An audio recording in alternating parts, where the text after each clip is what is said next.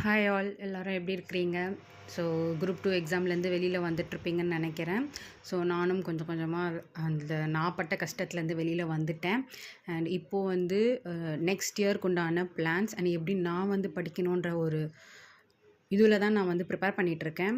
So எதுலேருந்து start பண்ணணும் அப்படின்னு நானே நான் வந்து செல்ஃப் ப்ரிப்பேர் பண்ணிக்கிறேன்.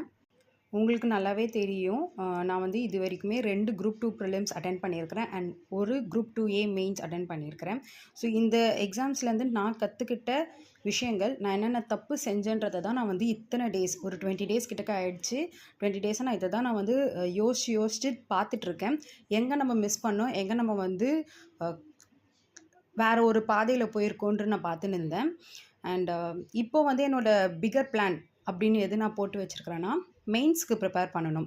ஸோ லைக் ஜான்வரி பொங்கலுக்குள்ளே நான் வந்து அட்லீஸ்ட் மெயின்ஸுக்கு என்னால் ஒரு கொஷின் எழுத முடியுன்ற ஒரு ஸ்டேட்டஸ்க்கு நான் இருக்கணுன்றது மட்டும் தான் என்னோடய பிளானாக இருக்குது.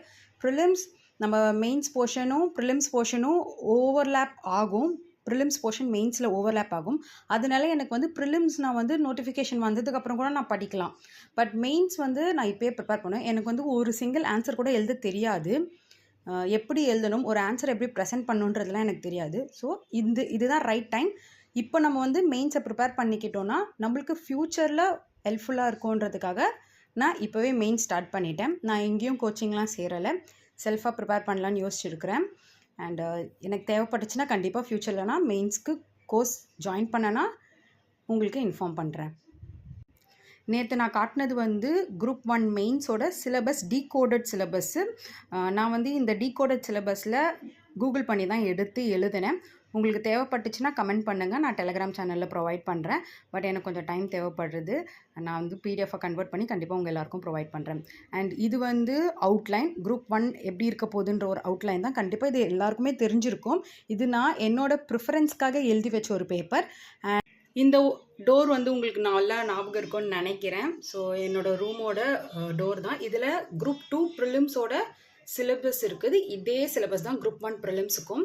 அண்ட் இந்த சிலபஸ் கூட சேர்த்து நான் இப்போ காட்டின அந்த மெயின்ஸ் ரஃபாக எழுதி வச்ச மெயின்ஸையும் நான் ஒட்டிட போகிறேன். இதை தான் நான் வந்து அந்த டோர்லேயும் ஒட்டிட போகிறேன். ஸோ டெய்லி இதை பார்க்க போகிறேன்.